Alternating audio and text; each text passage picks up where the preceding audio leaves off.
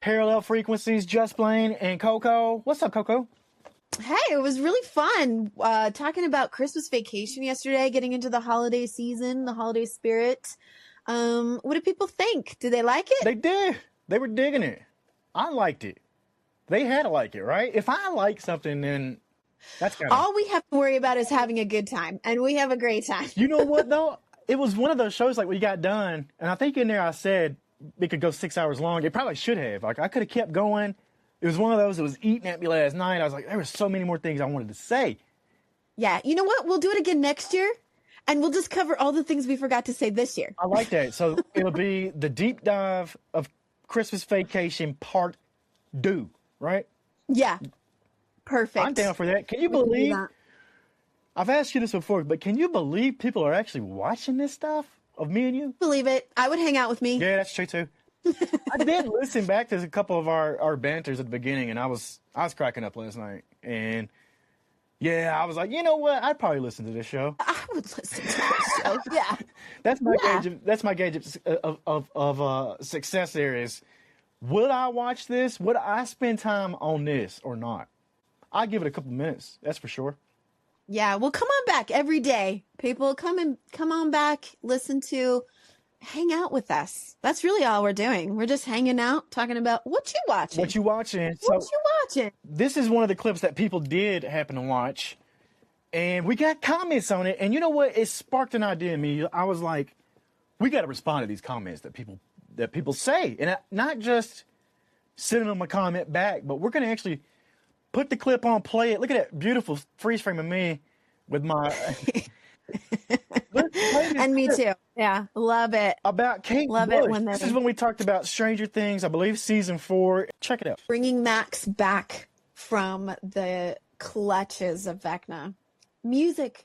It has to be music. Running up that hill became a hit for a number of second, third, fourth time. I don't know how many, but it did. From this show. I gotta throw myself into that for a moment, because I had a little hand. I talk about little hand in that's true. This pop culture phenomenon popping off about Kate Bush's running up that hill. I watched it this season. I watched it that weekend straight through, and I knew this song. I was like, we got to get to playing this. Well, I happened to be producing Strombo's show at Apple Music at the time. And I'm texting them on the weekend saying, hey, we got to get a segment in about Stranger Things using this Kate Bush song. We did. We put it out there. We were the first ones on Apple Music to do it. And I'm not saying that I was the only reason that song shot up. Sure you're not. Sure you're not. Forefront of knowing that this was about to be a big pop culture thing. And I know that song shot up from people hearing about it. Yep, you're right. The radio stations were playing it all over the place, and so much so that even my husband was like, "Oh, I'm tired of that song." There you go. And that's where the comments come in, because that's what I realized was that divisiveness. And it's an awesome song, but it got shoved in our throat. I got to hit this other one first. And somebody says, Stuart Wax said, Kate Bush is one of the greatest female singer and songwriters of our time. Facts. That's total facts right there. This is the comment, though, that got to me. Borgforce wrote us and said, grew up in the 80s. My mom introduced me to Kate Bush's music, Running Up That Hill. One of my favorites ever since I can remember. And Stranger Things almost killed it for me.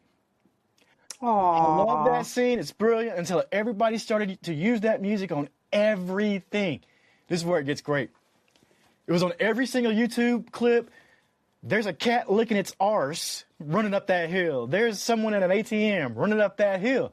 There's someone at McDonald's drive-thru running up that hill. I almost began to despise that song. Luckily, within a few months or years after that episode, I began to love that song again. But so close that it became dead to this person. And I feel that. I got that. And it did become overplayed. But that's just... That happens in media, you know. It's hard to. Yeah, it's the way it goes. I know. My husband's all about music is great until it's not, and he's all about that. So he was like, "Don't play that around me right now. Yeah. It's too soon. It's too much." But the important thing to remember about this is the music is powerful, And whether it's that song or you find that one song, it may be a really underplayed song. It may be one that nobody's heard of. It doesn't matter, because if it inspires you, if it turns your DNA on and makes you feel like you can run up that hill or you can do anything, play that. Do that right before your job interview. Do it right before you're about to go in and take a test. Like, do it. That's the point, I think. I'm going to put you on the spot. What's your song? What's your go-to song for that? Ooh, it really depends on the mood. But I did have one time a healing session where I was unlocking a lot of suppressed anger, things in the body that'd been there for a long time. And for the first time ever, I wanted to listen to metal music. Ooh. I didn't even really mind what it was. As long as it was screaming and rage filled, I wanted it. And I'm not one to have normally put that kind of music on. That wasn't my jam usually. So putting it on in the car after a session like that was so good. It scratched an itch. It was like, I want to scream. I get that. You can go to one of those rage rooms where they give you a sledgehammer and they got a car or whatever in there. And you just go for it. Yeah. And music is powerful like that. That's the point, I think. I got a song. I've never told anybody this. I've got a song that I put on, and it's that instant, like, all right, get your ass up. Like, we're doing something. And it's TV on the radio, Wolf Like Me. That's my song. If you've never heard it, go check it out. From the very beginning, first couple seconds, I already feel it. I'm like, yeah, I'm into this. And the whole song it's not representative of how I am or feel, but because it's some graphic stuff in there, but this guy's changing into a wolf and he's got sexual urges and all this. That's not what I listen to it for. Like, it's got some sort of formula to it that literally makes my body want to move. It's TV on the radio, Wolf Like Me. You've probably heard it out there in some TV show at some point because they like to throw that thing in there, but that's my jam right there. That's probably the one that gets my body moving, like they say. We got another clip with comments. You want to see this? Yeah, of course. Bring it on. I think this is from the show about Christmas Vacation, because we were talking about... Why is it that the holidays, not just the turkey itself, but the holidays in general, this is what I want to point out about Ellen's character and Catherine's character, is that the holiday success or failure hangs so heavily on the women. Whether it's going to be magical for everybody, it's going to be all the feel goods of the holiday season are gonna be. I've seen it. I love that 1,000 times, and I'm going to say it 1,000 times more. It's not magic of the holidays. Do you know what the magic of the holidays is? Do you know what it really is? It's moms. It's the moms. If you want to know where that magic comes from, it's because moms are working their little tushies off in the kitchen and shopping and baking and doing all the things to make sure that it is the magic that you see. Now, we got comments on this. I love this clip. I don't think you're in the wrong at all. Bring it on. I'll die on this hill. I am there with you. I totally believe that. We talked about it. And let's just say that if you see clips like this, sometimes, too, you could take it out of context, because we may dig in way deeper and say some other stuff. But here's the comments. For sure. You got the top comment. You are absolutely right. My mother was the toughest person that I've ever known, especially during the holidays. She can be all by herself, but at the same time say, don't make me have to come out there and show you how to do it. That's from Michael Cruz. Here's another one. Hush Hush. Yeah. Hush Hush 0512 said, not undermining women or anything, but I'm a woman. But the holidays are always about all of us, in my home at least. We try to center around the kids mostly. I don't disagree with what she's saying, because I think that's totally in line with what you were saying as well. Yeah. Because that's what it is. Sure, the moms are the magic, but you're doing it for the kids. You're doing it for Cousin Eddie. And hey, I'd be happy to be wrong. If there's families out there where it's the division of labor is equal and everybody's pitching in, great. I want to see more of that. I just don't want it to be the success or failure. It depends on what the moms or women are doing, right or wrong. And to that comment, I just want to say a matriarchal society is focused on family and children and everybody, whereas a patriarchal system is focused on what the man wants and needs, right? I see that. So I want to see more of that. Yeah, I'm all about that. We got one more comment. We got one more comment on there, and it's a song suggestion. It says, you got to check out this song called The Magic of the Season is Your Mom. There's a YouTube link in there. We'll throw it in. It's by I Love Farida. I don't know. Never heard of them. But they say the song is hilarious. So we'll have to check that bad boy out. Oh, I know who that is. I never heard of it. I do. I follow them on Instagram. Yeah. She does a lot of music and songs, funny kind of comedy songs about the division of labor, about how one of her most famous songs, I believe, is the one where they talk about, you are such a good dad. You know, it talks about mom doing all the work and then dad takes the children out for a walk or some such silly, really easy thing. And then everyone's like, you are such a good dad. And I mean, she's a lot right. So, I mean, this is not everybody, but definitely we're generalizing here, and it's a societal thing. So it's great that this brings awareness to it. And I think Christmas Vacation was a perfect movie to bring a little bit of awareness to that imbalance. I think so too. I think so too. We had more comments. We love them. Keep them coming. I got to throw this one. I got to tease this because I had some comments. I got a lot of comments before, but this one was unlike any before. And let's just say it relates to that Christmas tree that I borrowed. The confessional. Yeah, it was the Christmas tree that I borrowed. But let's just say that those actual roommates have hit me up, and we don't talk regularly. So yeah, we'll get to that. Hi, everybody. We're gonna get to that. I know Courtney. I know Coco. I know you were a little bit upset about me getting that tree, and I know it's bothered you. So we'll get to that. Yeah. Yeah, we have some things to address about the energetic imbalance of that Christmas tree theft, but we'll get to that. We're gonna make it right. Let's just say that we're gonna make it right at some point, right? We're gonna try. Yeah, we're gonna have to for your sake. What happened? Did the Fae folk come after me? Had they been coming after me since I got that tree cut down? Well, you know, you can call it karma. Some people call it energetic imbalance. Some people that energetic exchange. Some people would say, yeah, you've upset the tree spirits. You took without asking, right? You didn't make the proper offerings that needed to be offered before taking that. I mean, forget about the legalities of who actually owned that tree. Just as relationship with land, taking something has consequences. So for your sake, I think in that confession of taking a Christmas tree, we should make it right. Don't you think? It depends on what that... No. Yeah, you're right. You're right. I'm over here trying to justify. Of course I'm right. I'm trying to justify it. You know it. You know it. You feel it. I do. I've felt it for 20 years now. So, yeah, we're going to have to do it. And I just recently saw a movie that Joe Bob Briggs hosted. You know how I am with Joe Bob Briggs. Love Joe Bob. But I happened to catch up on the last drive-in and saw him do... what was it? There's something of terror. This movie out in the middle of the woods, awful, but the main line of this movie is become one with the woods or whatever it is. And I started thinking about it, I was like, or it's become one with the forest. It bothered me. It shook me up. So I'm going to have to figure out how to become right with the forest after what I did, right?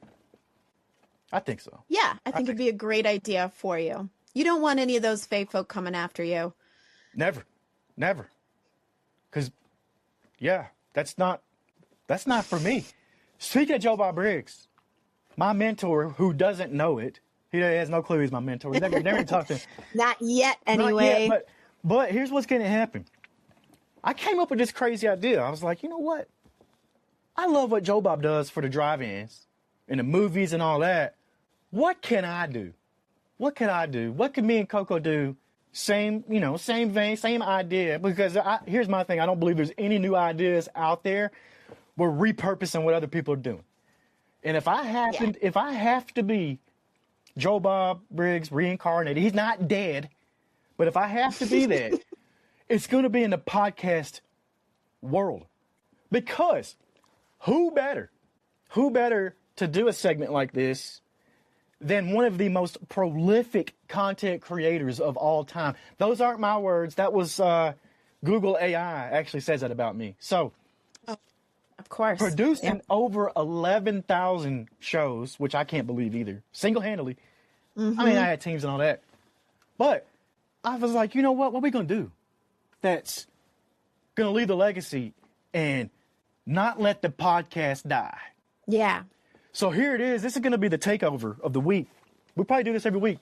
Well, we're going to go to Just Blane's trailer park. And with Just Blane's trailer park, that means what we're going to do is I'm going to find the most random podcast trailers out there. We're going to fire them off, listen to them together, me and Coco and you at home, and then we're going to react to them. I can tell you this. I'm not out here to bash people. I don't think Coco is either, because we've already talked about that bad energy. No, that we're juju. a build-up kind of community here. Yeah, and that's what I'm here to do, because I have heard the worst of the worst. I guarantee you there's nothing we can pull up that I could be like, that's the worst I've ever heard. I've heard a lot over my time, and I never really look at it like... Hey, now are you talking about season 1 of Practically Magic? Because I was just starting out, okay? No. I have gotten a lot better. You're a natural. You're a natural. Let's go into the first podcast that I've randomly pulled up and fire this bad boy off, and we're just going to react to it. Let's see. I guess, like Carter did, I should start by introducing myself. My name is Catherine. Catherine Daniels. Hi. Lucas.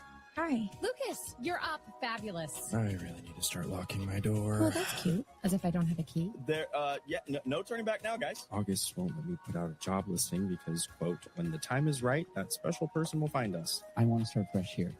That's what this place is all about, right? We might have to shut down the boarding home for good. But there's a chance. Bourbon Street Boarding is a special place. This house has a legacy worth preserving. Promise me, even if it's just for a little while, you won't think. You'll just do. And you're sure everything's okay with us? Yeah, we'll catch up when things calm down. To the roof, then. What? All our best plans are laid up on the roof. Well, hey there, Lucas. Carter, hi. I didn't know you were going to be here. You miss something this important? Never. I love you. Love you too. What you're doing, what you're building out here, it's amazing. I picked up this recorder and decided to carry Carter's legacy forward. I found my place. Now I need to find my purpose. Okay. Okay, now this is not your typical type of podcast. I see what they're doing here. Coco, do you see? It sounds like cuts of recording, right? That's what it is. So it sounds like it's almost like that stage play type of situation where it sounds like maybe this stuff is scripted. Could be some AI voices in there. I don't know, but they've got this feel to it that's like the decades old cassette tapes, and I can see what they're stitching together here. Let's actually see the description, because that's what it's talking about here. When Lucas moves into New York City boarding home to start a new life, he discovers decades-old diary cassette tapes left behind by his room's first occupant. Now, they got me wanting to listen to this. The tapes foreshadow tragedy, but they also lay out a beautiful path of invaluable advice for building a new life in the city. This is cool to me. I like it. It kind of reminds me of the old radio theater. What did they call those things where they had people playing characters and someone was there with their sound effects, and they used to do full shows for people in the evening. You're talking about the vaudeville shows? Over radio, yeah. Yeah, you had Playhouse and vaudeville and stuff like that, and that was very similar to what... Yeah, you're right. Like that brings me to think about this show that we just listened to the pod for. It kind of brings up like a mystery theater type feel too, you know, like they're weaving a story together. I'm intrigued. I just heard it. I was a little confused at first, but then you kind of catch on. And I think if you listen back to it again, you would catch on, because that cassette recorder is right at the beginning. That sound effect is there. That's cool. I like that. Yeah, it kind of gave me a Dawson's Creek was the first thought in my head as I'm listening to kind of the intrigue of we have to save the boarding house, and Lucas and Connor, and I don't know these characters, but somehow they're intertwined in some sort of thing, and someone's saying, I love you. And then I'm like, ooh, it's like Joey and Dawson. And you're going I don't know, that whole drama. You're going way back there, huh? That's wild. I like that. The 90s. I'm a product of the 90s. What can I say? Let's go ahead and get to our next trailer here. I want to hear this one. My name is Ryan Cantu, but I'm better known as Nexpo. I'll tell you why in a moment. But first, who I am. I'm a storyteller, and I host a YouTube channel called Nexpo, where I find tales that haunt me and share them with millions of you. Unsolved mysteries, cults, strange and bizarre crimes, the internet's darkest rabbit holes. These are all true stories that, well, they stay with you, keep you up at night. Even from a young age, I've been obsessed with the dark, the unknown. Oof. I was always trying to unravel what actually happened in the countless mysteries out there, trying to find answers. But instead, what I learned was that more often than not, there are no answers. And that's the most harrowing part.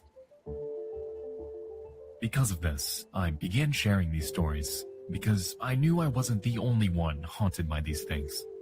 My early videos on YouTube were uploaded under the name Nightmare Expo. However, I then shortened it to Nexpo and the name stuck. Now, over 100 videos later, I'm starting this show where every week we'll travel into the unknown, into the depths of the most terrifying real-world horror stories and mysteries together. And hopefully, somewhere along the way, we just might uncover some answers. For your late night, join me in the dark for new and exclusive stories that you can't get anywhere else. From Ballin Studios, this is Late Nights with Nexpo. Late Nights. That's Follow the hot Late one Nights right with there. Nexpo wherever you get your podcasts. New episodes drop every Wednesday. Episodes 1 and 2 will launch on March 5th. Wow. It's almost my birthday. That's your birthday? The day before is my birthday. Look at Did I that. just reveal too much? I'm going to tell you right now, Late Nights with Nexpo, I'm hooked on this too because this gives me the old vibes of Coast to Coast AM. You remember that show? Yeah, yeah. You know, it's right up my alley. My husband and I have gotten into the habit of listening to something just like this at night before we go to bed, or like getting us ready for sleep, and listening to storytelling, things that are usually a little creepy, a little scary. And the voice matters because it's either going to be interesting, which paranormal stuff is always interesting to me. Yeah. But it also can't be like an abrasive kind of voice, you know, like some of the ones that we've come across. I'm like, I love this. I'm listening to something I really want to listen to, but the voice is too aggravating for me to feel relaxed. Yeah, no, I see this. I don't know if this is an AI voice or not, but it's soothing. I was wondering if that's an AI, if Nexpo is AI. If it is, I'm gonna tell you, it's okay. I don't get upset about the AI Pretty good. voices because, like you said, it checks all the boxes. I mean, it's no Coast to Coast with George Norrie. That was one of my favorite shows growing up. I've always wanted to bring it back somehow. It's not gone. I always wanted to redo it, but I used to love listening to Coast AM. Because you'd get those calls, and it'd be late night, and you get the calls about the UFOs and the bird people and the lizard man and whatever else. But they Mothman. yeah, all. But they never laughed it off. George, whoever was hosting, never laughed it off. And it was talked about as a real thing. Not that it's not. I'm not one of those. But they didn't get laughed, and I love that show. Late Nights with Nexpo. I love it. We'll have to check that out. Let's get to the next one right here. I like the way this one looks. It says, Still Can't Cook.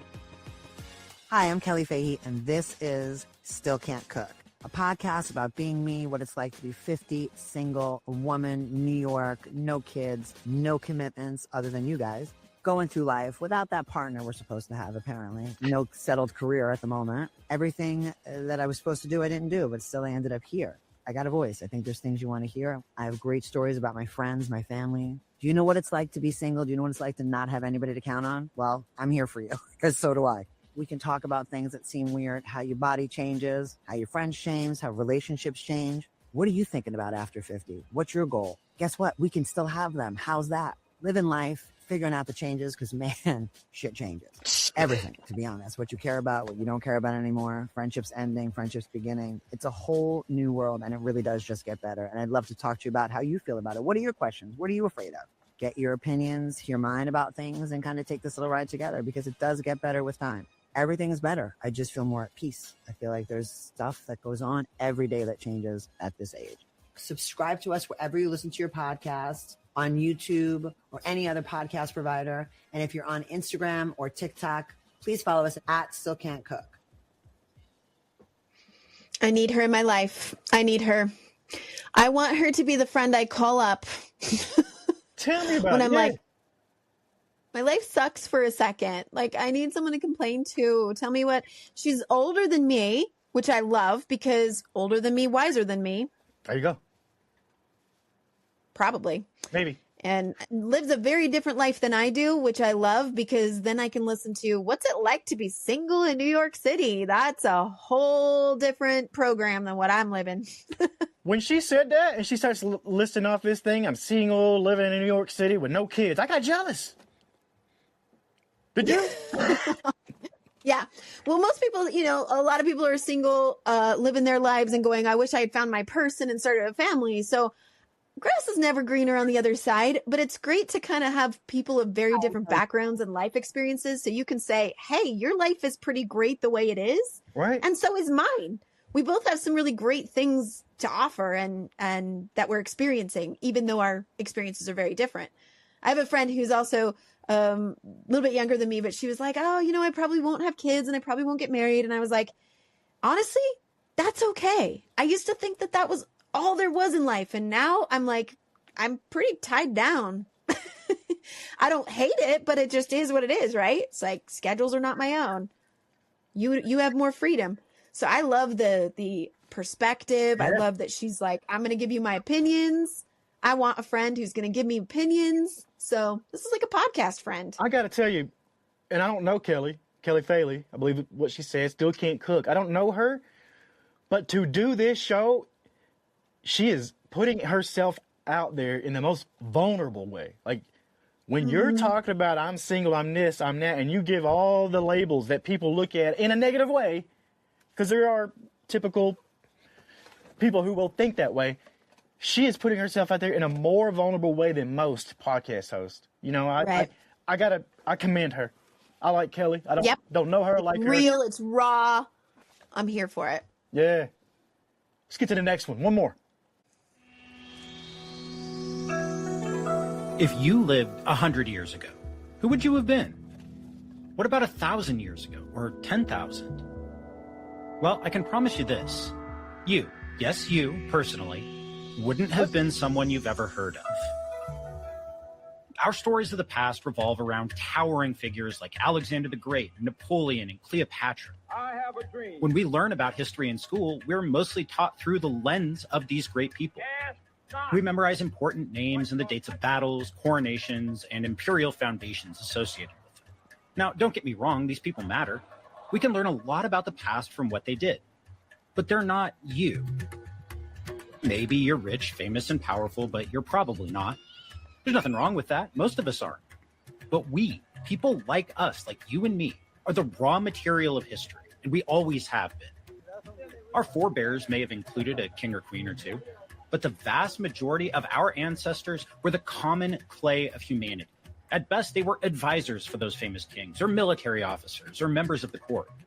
Maybe they were merchants, or priestesses, or administrators. More of them weren't even that elevated. They were farmers clinging to the edge of survival. They were shepherds tending their flocks and herds, worrying about wolves and sudden freezes. They were craftspeople breathing in the smoke from a forge or digging wood splinters out of their fingers. Or witches. Our ancestors left only the barest trace in the historical record, if they left any at all. A single clay tablet recording the sale of a pair of enslaved war captives in Assyria, an epitaph for a well-off Roman merchant, an entry in a medieval account book, the rusted fragments of an iron knife with a few bones in a 2,000-year-old grave. Yet each and every one of those people was real, and they mattered. Past Lives is a show about those people and their stories. Every week, we'll explore the experiences and world of a real person who lived at some time and place in the past. They were us, and we are them. By understanding them, we better understand ourselves and our place in this huge, ongoing endeavor that we call humanity. They matter, and so do you. The first season of Past Lives will be available December 3rd. Be sure to subscribe to the feed now so you get all 3 episodes delivered straight to you. That's December 3rd. Now, Courtney, I know This might be my favorite one yet. I could see. I know this was talking right to your soul right here. Am I right? I have to tell you a quick story. Okay. I was in Bath, England, and most people know they built the Roman baths there in honor of, and the temple there in honor of Sulis Minerva, a conglomeration of the Celtic goddess and of healing waters and the Roman goddess of sun. And anyway, so a lot of Romans who traveled there to enjoy the baths, they brought offerings to their goddess, right? And they would write things on little scrolls and throw it into the water, into the baths, or into the natural hot springs. And that was their way of like asking for things. So this was one way in history that we could see the average person's thoughts and what they were dealing with day to day, is they would write a prayer. Sometimes it was a prayer asking for justice from something that they had encountered, like, this person harmed me and I want you to harm them. So they would write that down and they would throw it in.